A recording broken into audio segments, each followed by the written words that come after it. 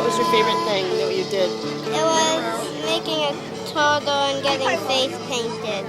We love the porcupine, and porcupine's awesome. There have been so many events, and they've been equally wonderful.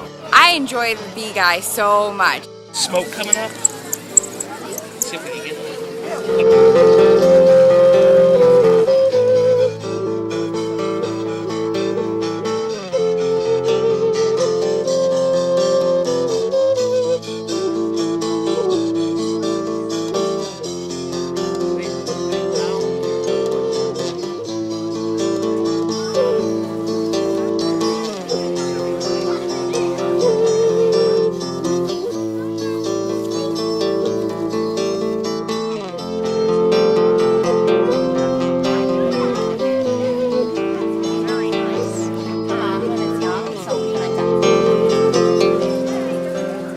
I am normally deathly afraid of snakes, and my son coaxed me into it, so I enjoyed that. Yeah, it was different to experience them, to hold them, to touch them. It makes it a little more real.